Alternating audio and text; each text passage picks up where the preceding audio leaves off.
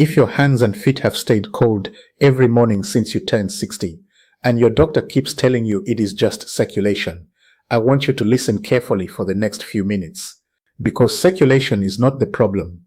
The problem is a small butterfly-shaped gland at the base of your throat, and almost no one over 60 is told to look there. I am going to walk you through 5 things you can do, starting tomorrow morning, that have brought warmth back to folks in their 70s and 80s in our hollow. 3 of them are free. They use what is already in your kitchen. But there is one piece, the piece your body simply cannot make on its own after a certain age, that the first 4 cannot replace. I will get to that, and I will tell you why I started recommending it only after 55 years of looking for something that worked. Before I go any further, here is the thing your doctor is not telling you. It is not because they are hiding it. It is structural. Cold hands and feet do not show up in a pill bottle. They do not fit into a 15-minute appointment. So this gets shrugged off as poor circulation year after year, and the real cause keeps quietly stealing your warmth, your energy, and a piece of your independence. My name is Ezekiel Campbell, and folks in the Blue Mountains call me Papa. For over 55 years, I have served my people through the bush medicine of Jamaica, the same medicine my grandfather practiced in the hills above Kingston, and his grandfather before him. The Creator gave us Mother Nature as our first apothecary, and the old ways have always taught us one truth above all others. All disease begins in the belly, the root of warmth, the root of energy, the root of clear thinking. It all traces back to the gut. The bush doctors of my hollow have known this for 7 generations. The laboratories have only recently begun to confirm what we have watched in our own families for over a century. Here is what my grandmother taught me and what her mother taught her. The women of our hill village rarely complained of cold hands. They worked outdoors into their 80s. They held their grandchildren without flinching. We have watched 7 generations of our people live this way. And the old midwives in our community noticed long ago that the women who kept their warmth were the women who tended their bellies first. But here is the part the laboratories have only recently confirmed, and it is the part you must understand before anything else I tell you will make sense. After the age of 60, the helpful bacteria in your gut, the ones that turn your thyroid hormone into the active form your hands and feet need, drop by as much as 70%. 70%. That is not a small change. That is a cliff. And every cold morning you have had since your 60th birthday traces back, in part, to that cliff. Hold that number in your mind. We will return to it. Researchers from outside our village came with their notebooks not so long ago, and they confirmed something else my grandmother already knew. They found that more than 60% of folks over 60 with persistent cold hands and feet have a slow thyroid, not a circulation problem. 60%, that is not a tonic. That is not a surgery. That is a small gland whispering for help. Now I am going to tell you something that may surprise you. 9 out of every 10 folks who try to warm their hands and feet do it in the wrong order. They reach for the heating pad. They soak in hot water. They drink another cup of coffee. The order matters, my friends. Each step must build on the one before it, or the warmth will not last. Stay with me to the end, because the master habit, the one I save for last, is the one most folks have never heard of. And there is one final piece, the piece your body cannot make on its own after 60, that without it, the first 4 practices will only get you most of the way home. I will tell you exactly what it is and why I waited 55 years to recommend it. Let us count down together, from 5 to 1. Number 5, the morning warming ritual. Most folks step out of bed and head straight to the bathroom or the coffee pot. The body has been still for 7 or 8 hours, and the small gland at your throat has been resting along with you. The thyroid sets the body's internal furnace. In simple words, it tells every cell how warm to burn. After 60, this gland slows down for many folks, and the cells in the fingers and toes are the first to feel the chill, because they sit furthest from the heart. Here is what to do. Before you put your feet on the cold floor, sit on the edge of the bed and rub your palms together until they grow warm. Place those warm palms gently over the front of your throat, just below the Adam's apple. Hold them there while you take 10 slow breaths. Then take your thumbs and gently massage the soft tissue on either side of the windpipe in small circles for 30 seconds. This wakes the gland. Pair this with a glass of warm water and a pinch of sea salt before any coffee. The salt feeds the adrenals, which sit just above the kidneys, and the adrenals work hand in hand with the thyroid. Coffee on an empty stomach can suppress the gland in older bodies. So warm water first, but the morning ritual is only the spark. The fire still needs fuel. That brings us to number 4. Number 4, ginger root, taken the old way. In my grandfather's kitchen, there was always a clay jar of fresh ginger root. He called it the warming root. Ginger contains compounds called gingerols, which are warming oils that the body uses to encourage circulation and to support the conversion of thyroid hormone in the gut and liver. Think of gingerols like a small bellows in a cold fireplace. The fire is there. The bellows helps it breathe. Slice 3 thin pieces of fresh ginger root, about the thickness of a coin. Place them in a small pot with 2 cups of water. Simmer for 10 minutes on low heat. Pour into a mug. Add a small spoon of raw honey if you wish, and sip slowly with your breakfast. Within 2 weeks, many folks notice their feet warming earlier in the day. If you are taking blood thinners, please speak to your doctor before adding ginger to your routine. But here is where most folks get stuck. They make the hormone, but their body cannot use it. That is number 3. Number 3, the selenium and iodine pairing at lunch. The conversion of thyroid hormone from its inactive form into its active form requires 2 minerals working together, selenium and iodine. Without selenium, the body has the keys but cannot turn them in the lock. Without iodine, there is nothing for the gland to build with in the first place. Brazil nuts hold more selenium than almost any food on earth. Just 2 Brazil nuts give you a full day's worth. And sea vegetables, like a small piece of nori or dulse, hold the iodine. With your lunch, eat 2 Brazil nuts and either a small sheet of nori, the kind used for sushi, or a half teaspoon of dulse flakes sprinkled on your soup or salad. Do not exceed 2 Brazil nuts a day, because too much selenium becomes a burden on the body. 2 is the sweet spot.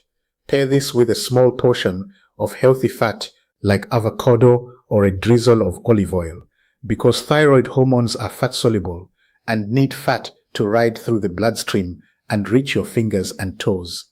By the way, if these videos are reaching you, take 2 seconds and tap that subscribe button now. Many folks tell me they thought they had already subscribed and the videos were not finding them. It is free. It helps me reach more seniors who need this.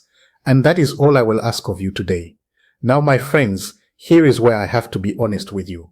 I have just given you 3 of the practices that have served my people for 7 generations.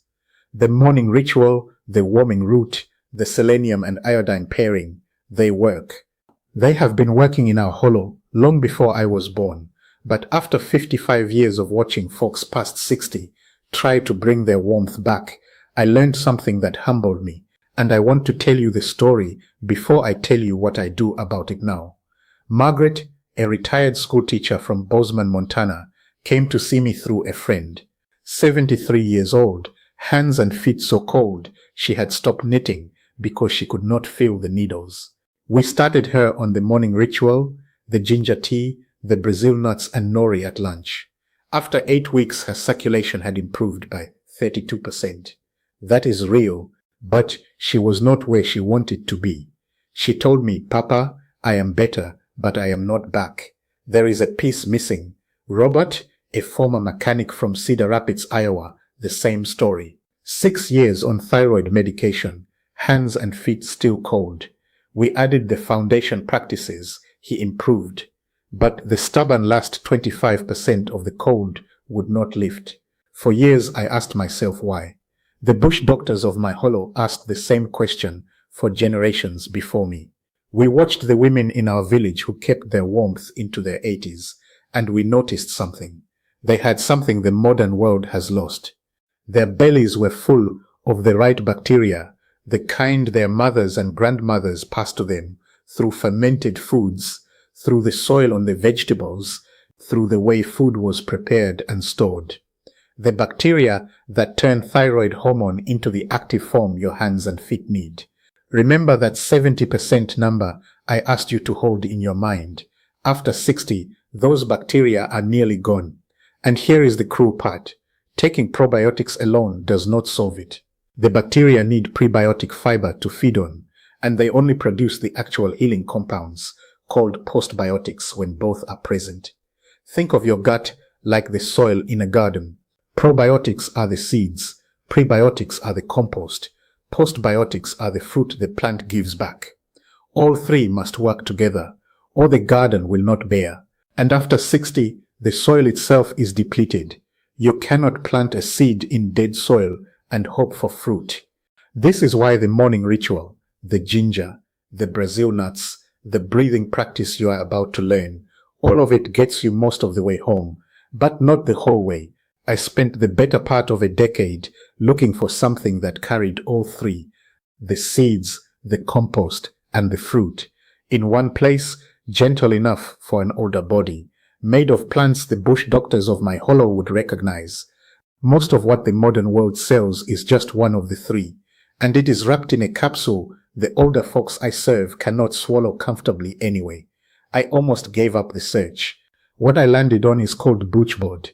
It is a kombucha gummy in a berry bliss flavor, and it carries all three working together. The probiotic strain lactospore, which is well studied and survives the journey through the stomach, where most probiotics die. The postbiotic LM1004, which the laboratories have measured directly, and alongside those, the prebiotic fiber and the dandelion root and slippery elm my grandfather kept in his clay jars. The same plants the old bush doctors of the hollow have used for generations. Over 30,000 folks are already taking it. It is a gummy, not a pill, which matters when you are my age and tired of swallowing capsules with a glass of water that is too cold. When Margaret added Butchboard to her foundation practices, the stubborn last percentage finally lifted. She wrote to me 8 weeks later, "Papa, my fingers feel like they belong to me again. I am knitting on Sunday afternoons. Robert's wife told me he was the one closing the windows at night. Now, when she used to be the one shivering. The foundation got them most of the way home. The missing piece brought them the rest of the way. The makers stand behind it with a 60-day guarantee. If it does not bring you what it brought Margaret and Robert, you send it back and you are not out $1. The link is in the description below this video. As always, please speak to your doctor before starting any supplement, especially if you are on thyroid medication, because gut health changes how well your medicine is absorbed. Now let us return to the warming work, because there are still 2 practices left, and the master habit is the one I have been waiting for. Number 2, the evening foot soak. The thyroid does most of its repair work between 10 in the evening and 2 in the morning.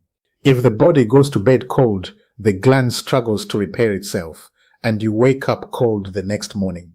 The cycle continues day after day.